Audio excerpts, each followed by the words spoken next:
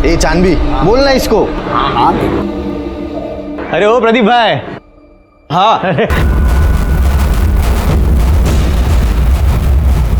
तू साली, तुझे तो आज छोड़ूंगा नहीं।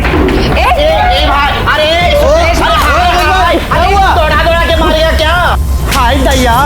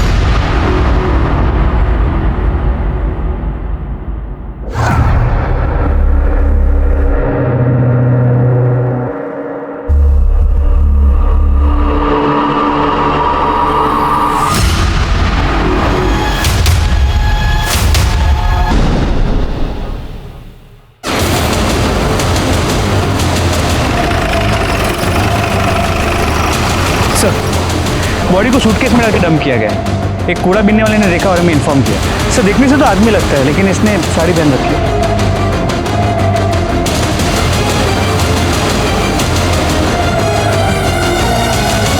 इनमें से कोई से पहचानता है? नहीं सर।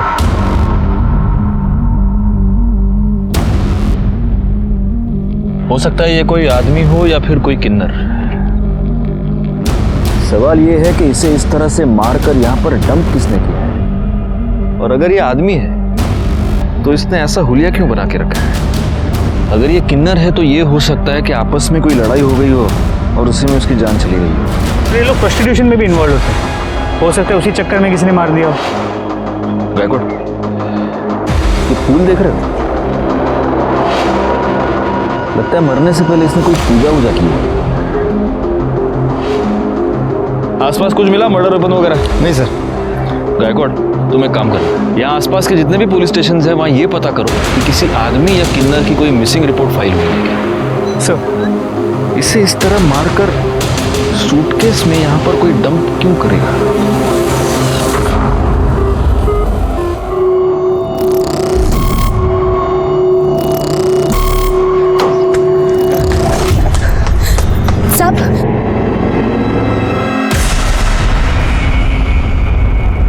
अरे तुम यहाँ क्या कर रही हो? जाओ ऐसे। साहब इस बच्चे को रख लीजिए साहब। तुम्हारा दिमाग खराब है? हाँ निकलो ऐसे। साहब ये आपकी बच्ची है, मैं इसे नहीं रख सकती। ये क्या बोल रही हो तुम? कौन सी बच्ची? काहे की बच्ची? तुम यहाँ से निकलो, अगर किसी ने देख लिया ना तो प्रॉब्लम हो जाएगी। चलो जाओ यहाँ से। जाओ। अगर दोबारा आएगी ना तो देख लेना। साहब मेरी बात तो सुनिए। साहब मेरी बात तो सुनिए। साहब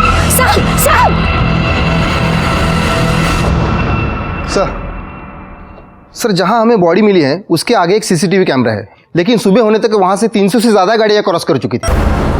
मैं जानता हूँ ये काम थोड़ा टीडियस है राणे, लेकिन फिर भी उस सीसीटीवी फुटेज को बार बार चेक करो और उसमें से हर गाड़ी के बारे में पता करो। सर मैंने सूटकेस के बारे में पता करने की कोशिश की पर पता नहीं चला, क्योंकि वो पुराना सूटकेस था। कोई मिसिंग कंप्लेंट? नहीं सर, अभी तक तो नहीं। हमने उसकी फोटो सर्कुलेट की है और हम सारे पुलिस स्टेशन में पता कर रहे हैं। सर बॉडी की पोस्टमार्टम देखो। रिपोर्ट से पता चलता है कि वो बॉडी एक लड़के की है। मौत का समय कल दोपहर 4 और 6 के बीच किसी तेज धार वाले ऑब्जेक्ट से उस पर वार किया गया, 2 स्टैब वुंड्स, लेकिन उसे मारने से पहले उसे बुरी तरह मारा पीटा गया। हमारे सारे खबरियों को काम पर लगा दो, आखिर पता तो चले कि एक लड़का लड़की बनकर क्यों घूम रहा है।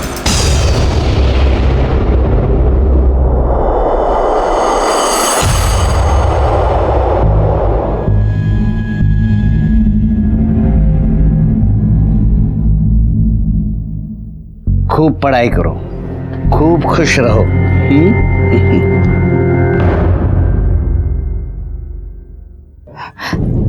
चांदबी, देखना रेशमा का फोन नहीं लग रहा और कल रात से आई भी नहीं है वो।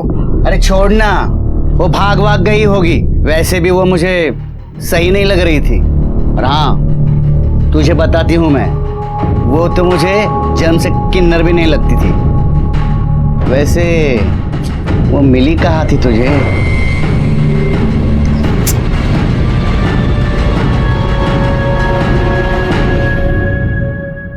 सर, ये आपसे मिलना चाहती हूँ। बैठिए।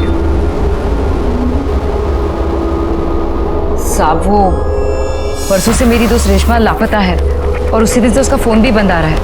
रेशमा की कोई फोटो है आपके पास? है ना साहब? साहब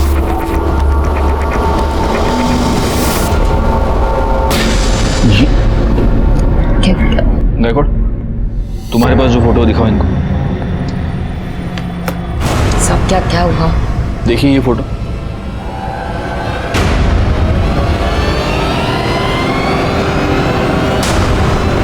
हमें कल ये लाश तालाब के पास मिली है।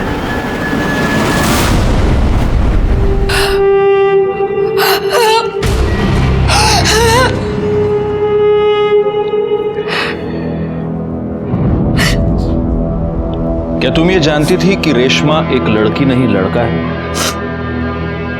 जी साहब, उसका नाम रमेश था। वो मुझे शूट पर मिला था। पैसों को लेकर बहुत परेशान था वो, इसलिए हमारी टोली में आ गया था। इसका घर कहाँ है? नहीं पता साहब, पर इतना पता है कि उसके घर में उसकी आई, बाबा और एक छोटा भाई है। किसी से कोई दुश्मनी, कोई लड़ाई? नहीं पता साहब। नहीं, हैरानी की बात है गायकवाड़, मजबूरी में एक अच्छा खासा पढ़ा लिखा लड़का किन्नर बन जाता है। ये रमेश के कॉल रिकॉर्ड्स, इस कॉल रिकॉर्ड के हिसाब से आखिरी कॉल किसी प्रदीप की थी सर। मोबाइल लोकेशन भी प्रदीप के घर के आसपास की बता रहे हैं। गायकवाड़, इस प्रदीप को उठा लो। रेशमा को कैसे जानते हो? सर क्या हुआ, आप ऐसे क्यों पूछ रहे हैं? हुआ यह है प्रदीप की रेशमा का मर्डर हो गया और उसके कॉल रिकॉर्ड्स के मुताबिक मर्डर से पहले आखिरी बार उसने तुम्हें कॉल किया था और जब उसका मर्डर हुआ तो उसकी मोबाइल लोकेशन भी तुम्हारे ही एरिया की थी। अब बताओ। नहीं सर, मैंने कुछ नहीं किया सर, मैंने तो उससे शादी की थी। शादी? हाँ सर। एक मर्द के साथ शादी? क्या? नहीं सर, रेशमा तो एक किन्नर थी, मैंने उससे शादी की थी। पंडित जी ने मुझसे कहा था कि मेरे ग्रह नक्षत्र काटने के लिए एक किन्नर से शादी करनी पड़ेगी, इसलिए मैंने उससे शादी की थी और शादी के बाद वो चली गई सर। तो शादी के बाद ऐसा क्या हो गया कि उसका मर्डर कर दिया? पैसे को लेकर प्रॉब्लम हो गई? क्या हुआ? नहीं सर, बिल्कुल नहीं सर। उसने मुझे कहा था कि शादी करने के बाद तुम्हें मुझे 2 लाख रुपया देना पड़ेंगे। मैंने उसको 2 लाख रुपये दिए भी थे सर। मेरा अगर झूठ लग रहा है तो आप पंडित जी से पूछ लीजिए सर, वो थे वहां पे। तो पंडित जी, आपने इस प्रदीप की शादी रेशमा से करवाई? जी सर।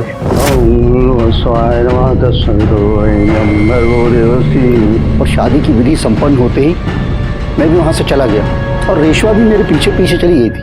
हाँ सर, वो रेशमा मेरे घर से निकल गई थी सर, फिर मुझे पता नहीं वो कहाँ चली गई। उसके मोबाइल लोकेशन के मुताबिक काफी देर तक वो तुम्हारे एरिया में ही थी? पता नहीं सर। सच बोल, कहीं ऐसा तो नहीं कि तेरा उसके साथ किसी बात से झगड़ा हो गया और तूने उसका मर्डर कर दिया? नहीं सर, सर मैं क्यों झगड़ा करूं उसके साथ सर? वो लोग तो ऐसे ही छोटी छोटी बात पे आपस में लड़ते झगड़ते रहते थे सर। एक बार तो मेरे रेस्टोरेंट में ही मेरे कस्टमर के साथ उनका झगड़ा हुआ था सर। विपुल भाई नाम है उनका सर, सच कह रहा हूँ सर। वो विपुल भाई ने भी एक बार मारा था रेशमा को। तेरे रेस्टोरेंट में सीसीटीवी कैमरा है? जी हाँ सर। राणे, चला घेऊन जा और उस दिन का सारा सीसीटीवी फुटेज निकालो। सर चलो। और पंडित जी, इसके बाद अगर ऐसे ऊट पटांग उपाय किसी को बताए तो अंधविश्वास फैलाने के जुर्म में उठा के अंदर डाल दो। जाइए। आइए, तेरे पास गाड़ी है? हाँ सर है। जा। Thank you sir. गायकवाड़, इस प्रदीप के कॉल रिकॉर्ड्स और मोबाइल लोकेशन निकलवाओ। और एक और बात, इसके पास जो भी गाड़ी है, हमें वो जो गाड़ियों का सीसीटीवी फुटेज मिला है उसके साथ मैच करके देखो। सर,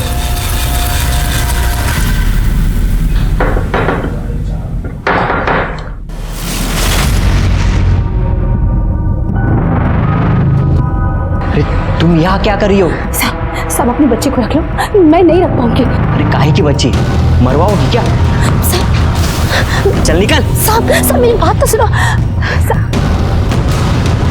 आनंद, आनंद, कौन था? कोई नहीं, तुम जाके चाय बनाओ। हाँ, लेकर आती हूँ।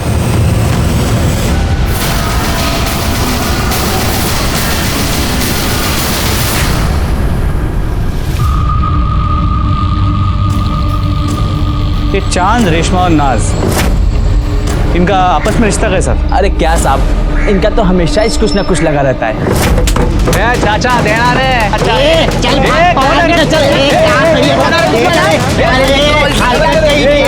हलकट किसको बोल रहे हैं? तू अपना काम करना। मर्द होकर या तालियां बजाता है।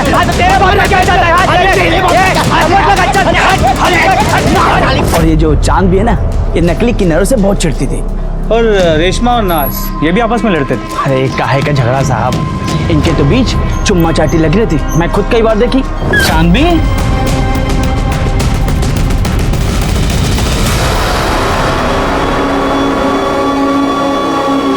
तो क्या है ना साहब, अब कोई आदमी तो मिलने से रहा, तो जो मिलता उसी के साथ चिपक लेते।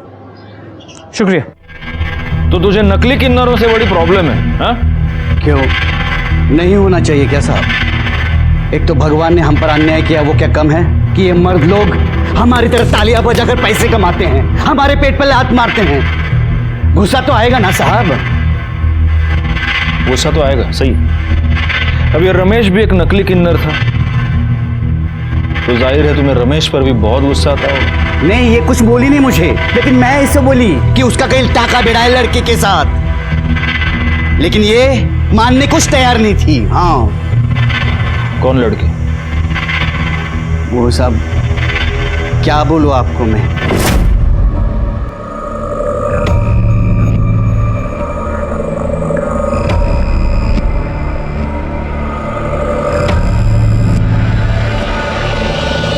साहब, जब मैं वहां गई ना, उससे पहले वो चली गई थी।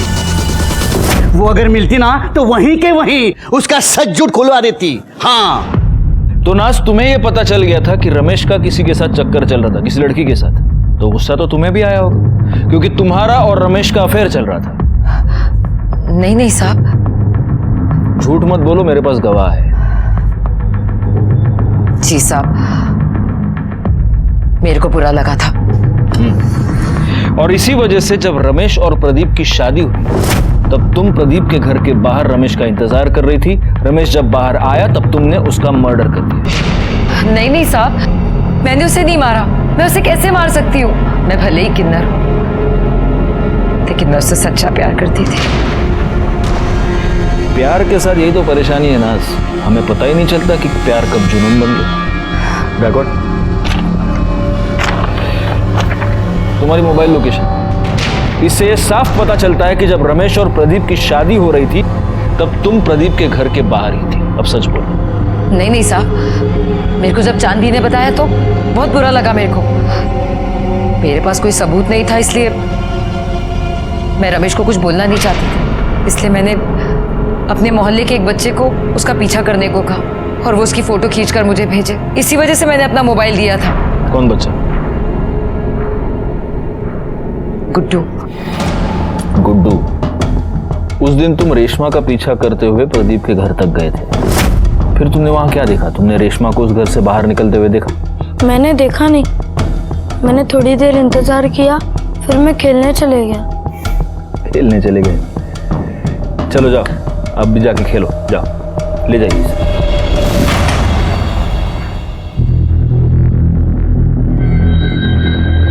या तो नाज ने इस बच्चे को सचमुच अपना मोबाइल दिया था, या फिर वो इस बच्चे से झूठ बोलवा रही है। सर, प्रदीप की कार का नंबर उस दिन वहां जितनी भी कार्स थी उनसे मैच नहीं कर रहा, और सर उसका मोबाइल लोकेशन उस एरिया का नहीं है। मैंने उस रेस्टोरेंट की सीसीटीवी फुटेज मंगवाई थी, वो आ गई? जी सर। हाँ, तो विपुल, तो रमेश को कैसे जानता है? साहब, मैं कोई रमेश को नहीं जानता। अरे सॉरी, भूल गया, रमेश नहीं, रेशमा, वो किन्नर, उसके साथ क्या लफड़ा था तेरा? साहब, मैं पढ़ा लिखा इंसान हूँ साहब, मेरा भला किन्नरों से क्या लेना देना। अच्छा, देखो विपुल, ये क्या है? हा? इस रेस्टोरेंट में उसको मारने के लिए तो उसके पीछे दौड़ रहे हैं, ये क्या है? साहब, रेशमा मेरे घर के आगे पीछे चक्कर लगा रही थी। अच्छा। मुझे ऐसा लगा कि वो मेरा बच्चा चुराना चाहती है, तभी गुस्से में आकर मारा था साहब। अब गुस्से में आकर करड़े तुझे बहुत मारने वाले, क्योंकि तू झूठ बोल रहा है। ये तेरी बीवी कोयल के और रमेश के कॉल रिकॉर्ड्स, इससे साफ पता चलता है कि इन दोनों के बीच में काफी बातचीत होती थी।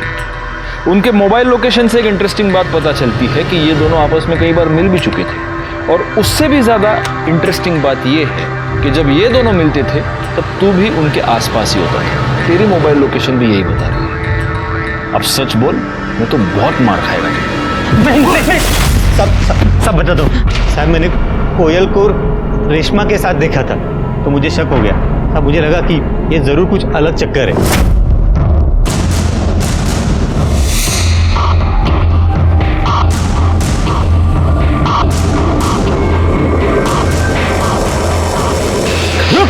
रुक। देख भाई, जानता हूं तेरा मेरे बीवी के साथ कुछ तो चल रहा है। देख, मुझे नहीं जानना वो तेरे जैसे के साथ क्या कर रही है। प्यार करता है उससे? बोलना, प्यार करता है उससे? बोल। हाँ तो लेके जा। हाँ लेके जा उसको, मेरे को नहीं चाहिए वो। देख 3 लाख रुपया दे और लेके जा, समझा? अब मुझे लगा कि वो पैसा लेकर आएगा, लेकिन बाद में पता चला कि वो मर गया। मर नहीं गया, तूने उसे मार दिया। तू बहुत दिनों से उसके पीछे पड़ा था। जब वो 2 लाख रुपए लेकर तेरे पास आया, तूने पैसे लिए, तूने उसको मार दिया और तूने उसकी बॉडी तालाब के पास डंप कर दी। नहीं साहब, मैंने कुछ नहीं किया साहब, मैंने नहीं मारा उसको। जब तक ये सच नहीं बोलता, इसको फोड़ते रहो। साहब मैंने कुछ नहीं किया। इसकी मोबाइल लोकेशन रिकॉर्ड के मुताबिक ये कभी उस एरिया में नहीं गया जहाँ में रमेश की लाश मिली थी। तो क्या हुआ? हो सकता है कि मर्डर के वक्त अपना फोन घर पे छोड़ के गया। इस कोयल को बोलो। रानी यहाँ सोएगी और मैं खाना बनाऊंगी, है ना? अरे बाप रे बाप।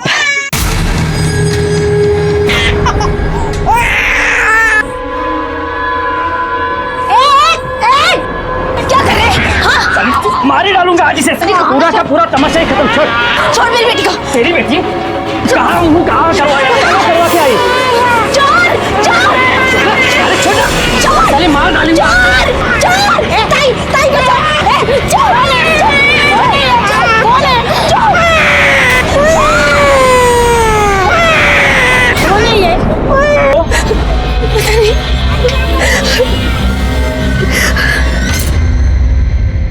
तुम रेशमा को कैसे जानती हो? सर, रेशमा नहीं, रमेश। शादी से पहले से ही मैं उसे प्यार करते थे। कोयल सुन एक बार मेरी बात सुन। देख, मेरी बात तो सुन, मैं तुझे समझा रहा हूँ। क्या सुनूं? बाबा मेरी शादी करवा रहे हैं। प्लीज कोयल, मुझे थोड़ा टाइम दे। देख मेरा एक रोल फाइनल होने वाला है। ये मैं कब से सुन रही हूँ। मैं बाबा को अब और नहीं रोक सकती। सर, फिर मेरी शादी हो गई, लेकिन फिर वो मुझे दिखा जब मेरा बेटा हुआ था। सर, मैं आपको बता नहीं सकती कि उसे वैसे वहां देखकर मुझ पे क्या गुजरी थी। सर, वो मेरे पीछे पड़ गया था। वो चाहता था कि मैं सब कुछ छोड़कर उसके साथ चलूं। मैं तुझसे बहुत प्यार करता हूँ, नहीं रह सकता तेरे बिना। देख मैं सब कुछ छोड़ दूंगा, बस तू एक बार आकर दे। तो कहीं ऐसा तो नहीं कोयल कि रमेश ने तुम्हें इतना परेशान किया कि तंग आकर तुमने उसे मार डाला या फिर मरवा दिया? नहीं सर, मैं उसे अब भी प्यार करती हूँ। और अपने पति से? चलो छोड़ो। या फिर एक पॉसिबिलिटी ये भी है कि तुम्हारे पति को, विपुल को, तुम्हारे और रमेश के बारे में पता चल गया और गुस्से में आकर विपुल ने उसको मार दिया। नहीं सर, मैं अपने बच्चे की कसम खाती हूँ। रमेश के घर वालों के बारे में जानती हो?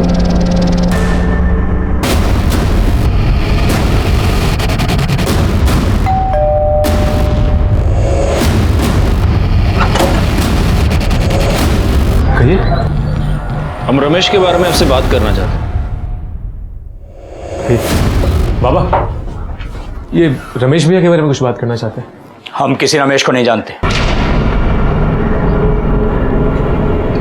देखिए, आपके बेटे रमेश का मर्डर हो चुका है।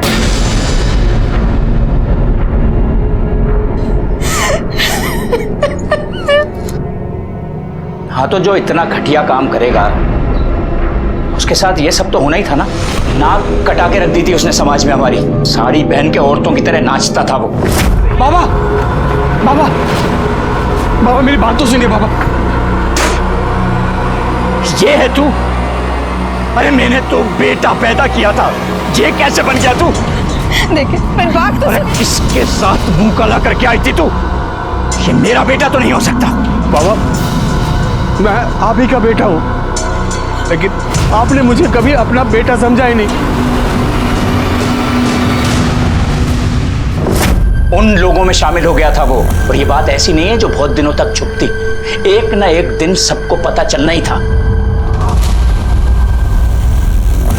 कहीं ऐसा तो नहीं कि इसी बेइज्जती के डर से आप ही ने उसका मर्डर कर दिया? भाई शपथ, कई बार लगा कि अपने हाथों से उसकी जान ले लूं, फिर लगा कि उसे मारकर खुद को सजा क्यों दूं, सिर्फ इसलिए बच गया वो। भैया बहुत अच्छे थे, उन्हें ना बड़ा हीरो बनना था, लेकिन उनके सपनों ने उनकी जान ले ली। एक आदमी को किन्नर बनने पे मजबूर कर दिया। गायकवाड़, इन सब के कॉल डिटेल्स निकालो। क्या करूं मैं? बोल, खुद मर जाऊं या तुझे मार दूं? क्या करूं?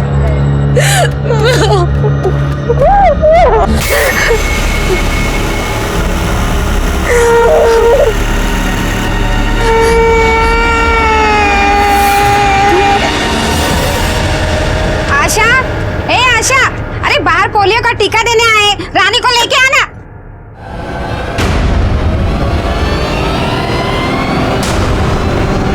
आशा, आशा, सर, रमेश के परिवार वालों के कॉल लोकेशन डिटेल्स आ गए। जहाँ रमेश की बॉडी मिली थी, इनमें से कोई भी वहां भी कभी भी नहीं गया है। और उस एरिया में जितनी भी गाड़ियां उस दिन देखी गई थी, उनमें से किसी का भी इनमें से किसी के साथ कोई भी कनेक्शन नजर नहीं आया। नाज और चांद की मोबाइल लोकेशन भी उस एरिया की नहीं है। एक पॉसिबिलिटी ये है कि जिसने भी ये मर्डर किया है उसने मर्डर करते वक्त अपना फोन कहीं और रखा हो, क्योंकि कैसे है, मर्डर तो हुआ है, अब पता ये करना है कि ये मर्डर किया किसने। हाँ बोला क्या? ठीक है सर, मालाड के एक चौल में एक औरत का मर्डर हो गया।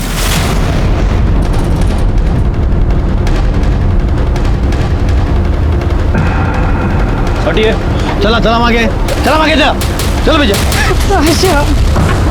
आगे चले।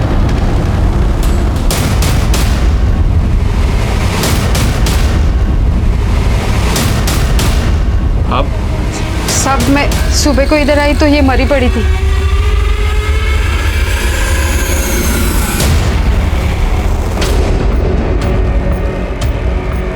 गला काट कर मारा गया है और गले का सारा खून सूख गया है, तो हो सकता है कि ये मर्डर कल रात को हुआ। रात को आपने किसी को यहाँ पे आते जाते देखा था? नहीं साहब। क्या नाम क्या है इसका? आशा, अपनी बच्ची के साथ यहाँ रहती थी साहब। बच्ची? तो बच्ची कहाँ है? बच्ची नहीं थी इधर, लेकिन मुझे लगता है ना इसका पति शंकर ने इसको मारा होगा। वो इधर आया था, 3 साल से उसको हम लोग देखा भी नहीं। आशा पहले दूसरे चाली में रहती थी जिधर मैं रहती थी। मैं इधर आई तो इधर रहने को आई। इसकी बच्ची की उम्र क्या है? 8-9 महीने। इसका ये पति शंकर, ये कहाँ मिलेगा? होएगा उधर ही पुरानी चाली भी।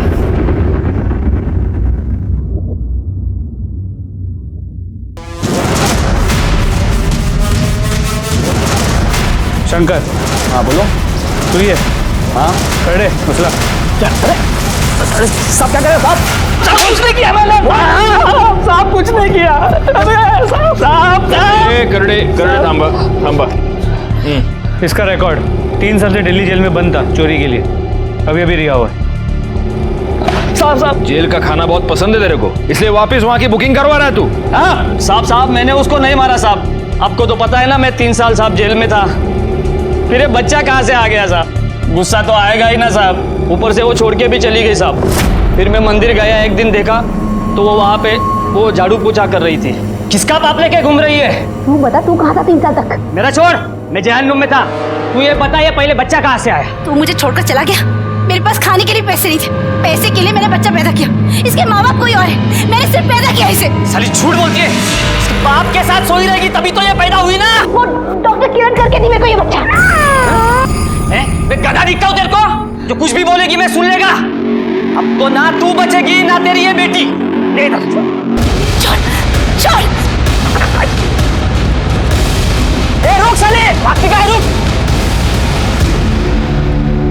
फिर पता नहीं साहब वो कहाँ भाग गई। मैंने उसका बहुत पीछा किया, मैं उसके वो नए चाली में भी गया, लेकिन वहां पे साहब उसने बोला कि मैं चोर है, और इसलिए रात को उसके घर में घुसकर तूने उसका मर्डर कर दिया और बच्ची को भगा कर ले गया। बता बच्ची किधर है, बोल। सब सच सच सच में मुझे मालूम नहीं है साहब। मालूम नहीं? डॉक्टर किरण को बोलो आणि करडे खरं बोलत नाही तोपर्यंत फोडून टाकायला। साहब साहब साहब साहब साहब साहब कुछ नहीं किया। डॉक्टर, ये बच्चे का क्या चक्कर है? सर, आशा ने आनंद और उसकी पत्नी पूनम के लिए सरोगेसी करवाई थी। आशा को हुई लड़की और आनंद को चाहिए था लड़का, तो आनंद ने उस लड़की को अपनाने के लिए इनकार कर दिया। हमने भी उसके ऊपर काफ़ी प्रेशर बनाया, क्योंकि लड़का हो या लड़की, सरोगेसी करवाई थी तो अपनाना तो था ही। लेकिन कुछ दिन बाद आशा ने कहा कि अगर वो लड़की को अपनाने के लिए तैयार नहीं है तो वो खुद उस बच्ची को पालेगी, क्योंकि उसका पति उसे छोड़कर कहीं चला गया है।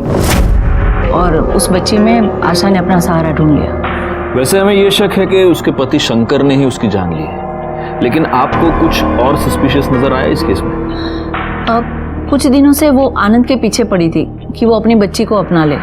मेरे पास भी आई थी कि मैं आनंद के ऊपर प्रेशर बनाऊं। काफ़ी डरी हुई लग रही थी और बार बार एक ही बात कह रही थी कि मुझ पर जान का खतरा है। ये आनंद कहाँ रहता है?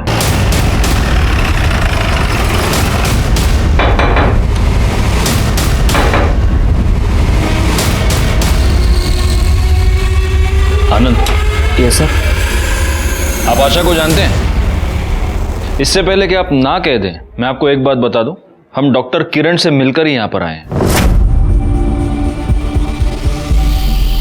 जी सर, जानता हूं। आशा का मर्डर हो चुका है। डॉक्टर किरण ने हमें यह बताया कि आशा पिछले कई दिनों से आपके पीछे पड़ी थी कि आप अपने बच्चे को अपना लें। कहीं ऐसा तो नहीं कि इससे परेशान होकर आप ही ने आशा को मार दिया? सर ये क्या बात कर रहे सर आप? आनंद, आनंद कौन है? ये बच्चा किसका है? सर ये वही आशा की बच्ची है। क्या? हाँ सर, इन्होंने तो कई बार मना कर दिया था बेटी के लिए, उसके बाद तो हम बच्चा नहीं कर पाए। मैं कई बार गई थी आशा के पास इस बच्ची को देखने के लिए। भले ही सर मैंने इसको जन्म ना दिया हो, लेकिन ये है तो मेरी बेटी सर। लेकिन ये बच्ची आपके पास आई कहाँ से? वो सर कल रात को मैं आशा के घर गई थी।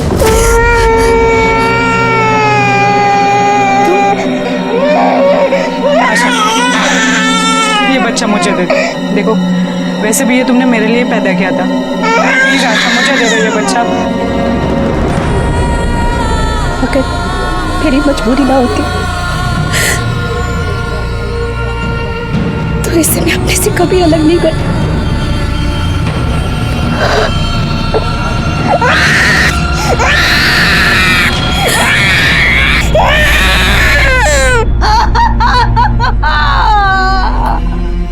इसका मतलब हो सकता है कि आपके वहां से जाने के बाद वहां पर कोई और आया। हो सकता है सर कोई आया होगा।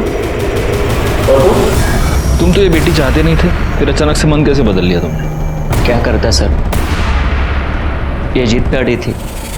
कहीं ऐसा तो नहीं कि बीवी की जिद के आगे झुककर तुमने बच्ची को तो अपना लिया, लेकिन फिर गुस्से में आकर तुमने आशा का मर्डर कर दिया? सर नहीं सर, मैंने उसका मर्डर नहीं किया सर।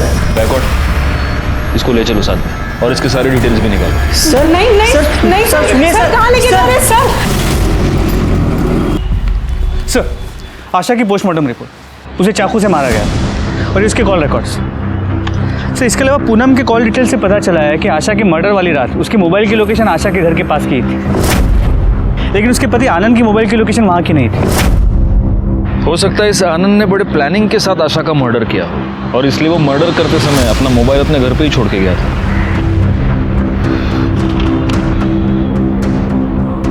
एक मिनट गैकॉर्ड, ये देखो 12 फरवरी को आशा की मोबाइल लोकेशन उस तालाब के पास थी। उसी तालाब के पास हमें 13 फरवरी को रमेश की लाश मिली थी। तो आपको क्या लगता है ये दोनों केसेस कनेक्टेड हैं? चेक करने में क्या जाता है, एक काम करो, इन दोनों केसेस से रिलेटेड सारे कॉल डिटेल्स, सारे मोबाइल लोकेशंस दोबारा चेक करो। हो सकता है इन दोनों में कोई कनेक्शन हमें मिल जाए। सर सर कनेक्शन मिल गया। इसमें आशा के घर के बाहर का सीसीटीवी फुटेज। हाँ सर ये सर आशा के मर्डर वाले दिन आशा के चौल के पास एक गाड़ी देखी गई है और ये सेम कार रमेश के मर्डर वाले दिन उस एरिया में भी देखी गई थी। आरटीओ से पता करो ये गाड़ी किसके नाम पर रजिस्टर्ड है। ऑलरेडी पता कर लिया, मनोहर काले। तुम रमेश और आशा को कैसे जानते? सर मैं तो इन दोनों को नहीं जानता। अगर तुम इन दोनों को नहीं जानते तो उस दिन 12 फरवरी को तुम्हारी गाड़ी उस एरिया में क्या कर रही थी जहां से हमें रमेश की डेड बॉडी मिली? उस दिन तो उसने मुझसे कार मांगी थी ना, उसकी गाड़ी खराब थी। किसने? अगर तुम इन दोनों को नहीं जानते तो उस दिन 12 फरवरी को तुम्हारी गाड़ी उस एरिया में क्या कर रही थी जहां से हमें रमेश की डेड बॉडी मिली? उस दिन तो उसने मुझसे कार मांगी थी ना, उसकी गाड़ी खराब थी। किसने? सर मैं पहले भी बता चुका हूं कि रेशमा शादी के बाद वहां से निकल गई थी। फिर वो कहां गई मुझे नहीं पता सर। तुझे नहीं पता? चल अभी हम तेरे को 2 पिक्चर दिखाएंगे। क्या कौन? देखो देखो, ये वहां का सीसीटीवी फुटेज है जहां पर हमें रमेश की लाश मिली थी। ये रास्ता सीधा उस तालाब के पास जाता है और ये उस रास्ते पर है गाड़ी। ये तेरी गाड़ी नहीं है, ये मनोहर काळे की गाड़ी है जो तूने उससे मांगी थी। अब दूसरी पिक्चर दिखाओ।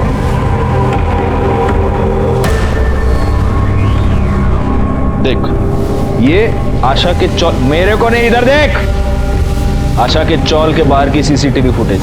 यहां पर भी तेरी गाड़ी मौजूद है। तेरी मतलब मनोहर काळे की गाड़ी जो तूने उससे मांगी थी। जहां पर हमें रमेश की डेड बॉडी मिली वहां पर भी ये गाड़ी, आशा के चौल के बाहर भी ये गाड़ी और उसके बाद आशा की भी मौत हो गई। अब बोल। नहीं सर ये सर मारो सर सब बताता हूँ सर। मुझे लगा था कि रेशमा भी नाज और चांद जैसी ही है, इसलिए मैंने उससे शादी कर ली थी। उसके बाद पंडित जी वहां से चले गए, फिर रेशमा भी जाने लगी, तब मैंने उसे रोक लिया। 1 मिनट रेशमा। हाँ तू कहाँ जा रही है? शादी हो गई? शादी हुई है, अभी तो सुहागरात भी बाकी है। क्या सुहागरात? हाँ सुहागरात की कहाँ बात हुई थी? ये देख मेरा मंगल बहुत भारी है और पंडित जी ने मुझे साफ साफ कहा है कि जब तक मैं सुहागरात न मना लूं तब तक मेरे ग्रह नहीं कटेंगे। और मैं आज तेरे साथ सुहागरात मनाऊंगा ना, तब जाके मेरी कल ज्योति से शादी हो सकती है। ज्योति से तेरी शादी हो ना, लेकिन मैं ये सब नहीं कर सकती। पागल है क्या? 2 लाख रुपए तेरे मुंह देखने के दिए क्या मैंने? छोड़। हाँ छोड़। क्या कर रहे हो? ये देख मेरी रस्म पूरी होनी चाहिए। साला तो आदमी है। हाँ तो फिर इसीलिए तो बोल रहा नहीं हो सकता है सब। देख तेरे कारण मेरी ज्योति के साथ शादी नहीं हो सकती है। क्या समझी तू? अरे सब खराब कर दिया तूने मेरा। पंडित जी ने मुझसे पहले ही कहा था कि अगर तुम्हारी किन्नर से शादी नहीं हुई तो दूसरे दिन तुम्हारी ज्योति से शादी नहीं हो सकती। जब मुझे पता चला कि वो किन्नर नहीं है तब मुझे बहुत गुस्सा आया। और सर मैं ज्योति से बहुत प्यार करता था, इसके लिए सर मैंने मार दिया। तूने आशा को क्यों मारा? उसने मुझे रेशमा की लाश फेंकते हुए देखा था।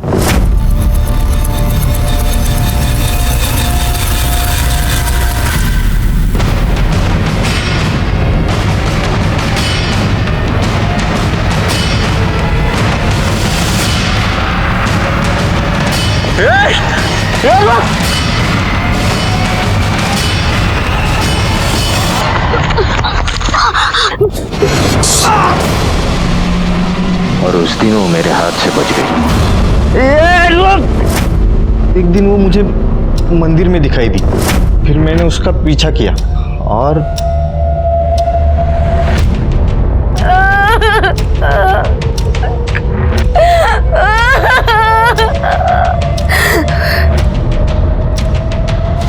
अपने अंधविश्वास की वजह से तूने 2 लोगों की जान ले ली। अब जिंदगी भर जेल में सड़ेगा तू। रिकॉर्ड चार्जशीट फाइल करो और उठा के डाल दो इसको अंदर। प्रदीप को रमेश और आशा के मर्डर के जुर्म में सजा मिली, केस सॉल्व हो गया। लेकिन इस केस में सोचने वाली बात यह है कि अपने हालात से हार मानकर जब रमेश ने किन्नर बनने का फैसला किया तब क्या उसे अपने इस डरावने अंत की दस्तक नहीं मिली थी? अपना लोग, अपनी दुनिया, अपने परिवार से मुंह मोड़कर वो एक ऐसी दुनिया का हिस्सा बन गया जिस दुनिया के बारे में वो कुछ भी नहीं जानता था।